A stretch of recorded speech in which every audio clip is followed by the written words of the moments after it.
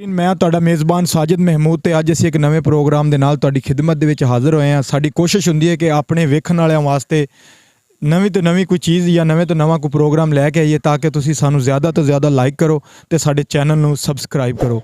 ਅੱਜ ਦੀ ਇੱਕ ਬੜੀ ਮਜ਼ੇਦਾਰ ਸਟੋਰੀ ਹੈ, ਇੱਕ ਐਸੇ ਬੱਚੇ ਦੀ, ਇੱਕ ਐਸੇ ਲੜਕੇ ਦੀ ਜਿਹਦੇ ਪੜ੍ਹਨ ਦੇ ਦਿਨ ਨੇ, ਜਿਹਦੇ ਹੱਥ 'ਚ ਕਿਤਾਬਾਂ ਹੋਣੀਆਂ ਚਾਹੀਦੀਆਂ ਨੇ, ਲੇਕਿਨ ਬੇਬਸੀ ਦਾ ਆਲਮ ਇਹ ਹੈ, ਗੁਰਬਤ ਉਹਦੀ ਵਜ੍ਹਾ ਤੋਂ ਉਹ ਬੱਚਾ ਸਕੂਲ ਜਾਣ ਦੀ ਬਜਾਏ ਅੱਜ ਮਜ਼ਦੂਰੀ ਕਰਦਾ ਪਿਆ ਹੈ। ਤੁਹਾਨੂੰ ਅਸੀਂ ਮਿਲਵਾਵਾਂਗੇ ਇੱਕ ਐਸੇ ਬੱਚੇ ਦੇ ਨਾਲ ਕਿ ਉਹਦੀ ਜ਼ੁਬਾਨੀ ਆਪਾਂ ਸਟੋਰੀ ਸੁਣਨ ਦੀ ਕੋਸ਼ਿਸ਼ ਕਰਾਂਗੇ ਤੇ ਸਾਡੇ ਚੈਨਲ ਨੂੰ ਲਾਜ਼ਮੀ ਸਬਸਕ੍ਰਾਈਬ ਕਰਿਓ ਜੇ। ਆ ਜਾਓ ਮੇਰੇ ਨਾਲ। अस्सलाम वालेकुम छोटे, की हाल है? इधर आओ ज़रा, इधर आओ। अस्सलाम वालेकुम। वालेकुम सलाम। की हाल है? ठीक है अल्हम्दुलिल्लाह। अच्छा, की कर रहे हो? मजदूरी कर रहे हो या शौक ना कर रहे हो? सर मजदूरी कर रहे हैं किन्ने दिनों तो कर रहे हैं? सर 3 महीने हो गए। 3 महीने हो गए ने। ते पढ़ना है या बस मजदूरी करना है? सर पढ़ना किनवीं च पढ़ना है? 10वीं च। 10वीं ਦੇ ਵਿੱਚ ਪੜ੍ਹਨਾ ਹੈ ਤੇ ਮਜ਼ਦੂਰੀ ਕਿਉਂ ਕਰ ਰਿਹਾ? ਤੂੰ ਸਕੂਲ ਜਾ, ਤੂੰ ਇੱਥੇ ਅੱਜ ਕਿਵੇਂ ਮਜ਼ਦੂਰੀ ਕਰ ਰਿਹਾ? ਤੇਰੇ ਹੱਥ 'ਚ ਤੇ ਕਲਮ ਤੇ ਕਿਤਾਬਾਂ ਹੋਣੀਆਂ ਚਾਹੀਦੀਆਂ ਨੇ। सर अबू की तबीयत खराब सी ते इस हालात दे हुकूमत दे दौरान तुहानूं पता नहीं सड़क सिद्धे हुंदे, मतलब नहीं सरदा करदा ते इस वजह तो पढ़ाई छड्डी आ ते काम ते शुरू हो गए जी। ਅੱਛਾ, ਇੱਥੋਂ ਤੈਨੂੰ ਡੇਲੀ ਦੀ ਕਿੰਨੀ ਇੱਥੋਂ ਤੈਨੂੰ ਮਜ਼ਦੂਰੀ ਦਿੰਦੇ ਨੇ? सर 700 रुपये दिंदे। 700 ਰੁਪਏ। ਵਾਲਦ ਸਾਹਿਬ ਬਿਮਾਰ ਨੇ ਤੇ ਘਰ ਦਾ ਗੁਜ਼ਾਰਾ ਕਿਵੇਂ ਹੋ ਰਿਹਾ? बस जी आधार दूर लैके ते निज़ाम चला रहे हैं जी।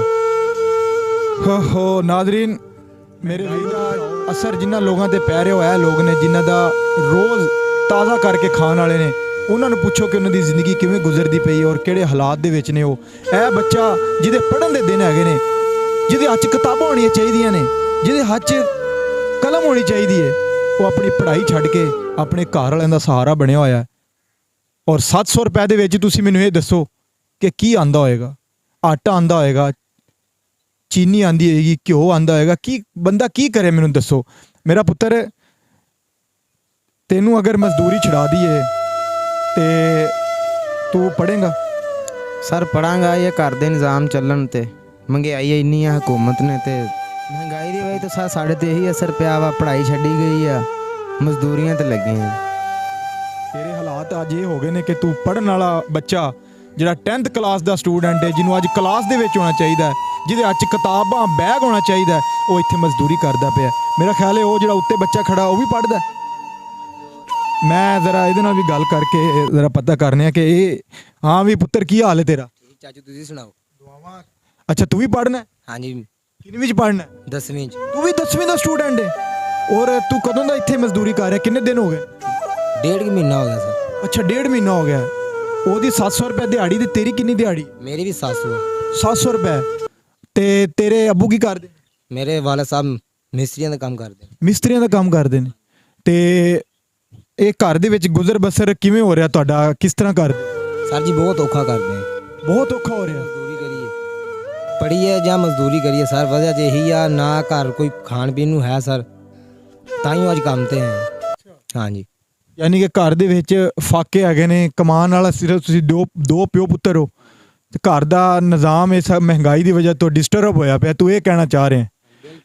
ਅੱਛਾ ਨਾਜ਼ਰੀਨ, ਮੇਰੇ ਤੁਹਾਡੇ ਸਾਹਮਣੇ ਇਹ ਸਟੋਰੀ ਹੈ। ਇਹ ਦੋ ਬੱਚੇ ਨੇ। ਮੈਂ ਤੇ ਵੇਖ ਕੇ ਹੈਰਾਨ ਹੋ ਗਿਆ। ਮੈਂ ਇੱਥੋਂ ਗੁਜ਼ਰ ਰਿਹਾ ਸੀ ਤੇ ਮੈਂ ਦੇਖਿਆ ਕਿ ਬੱਚੇ ਬਿਲਕੁਲ ਹੌਲੀ ਜਿਹੀ ਉਮਰ ਦੇ ਨੇ ਔਰ ਮਿਸਤਰੀਆਂ ਦੇ ਨਾਲ ਕੰਮ ਕਰ ਰਹੇ ਨੇ। ਮੈਂ ਇਹਨਾਂ ਨੂੰ ਪੁੱਛਿਆ ਤੇ ਇਹਨਾਂ ਨੇ ਦੱਸਿਆ ਜੀ ਬਿਲਕੁਲ ਅਸੀਂ 10ਵੀਂ ਕਲਾਸ 7 ਜੀ ਵੀ ਕਮਾਉਣ ਵਾਲੇ ਨੇ ਤੇ ਫਿਰ ਵੀ ਘਰ ਦਾ ਗੁਜ਼ਾਰਾ, ਘਰ ਦਾ ਸਰਕਟ ਨਹੀਂ ਚੱਲ ਰਿਹਾ। ਆਟਾ ਲੈਣ ਜਾਓ ਤੇ ਲੈਣਾ ਵਿੱਚ ਲੱਗਣਾ ਪੈਂਦਾ ਹੈ।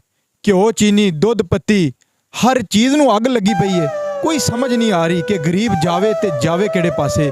ਇੱਕ ਹੀ ਆਪਸ਼ਨ ਰਹਿ ਗਿਆ, ਜਾਂ ਤੇ ਗਰੀਬ। ਕੈਮਰਾਮੈਨ ਆਮਰ ਦੇ ਨਾਲ ਤੁਹਾਡਾ ਮੇਜ਼ਬਾਨ ਸਾजिद महमूद ਨੂੰ ਇਜਾਜ਼ਤ ਦਿਓ। ਨੈਕਸਟ ਵੀਡੀਓ 'ਚ ਇਨਸ਼ਾਅੱਲਾ ਫਿਰ ਮਿਲਾਂਗੇ। ਅੱਲਾ ਹਾਫਿਜ਼।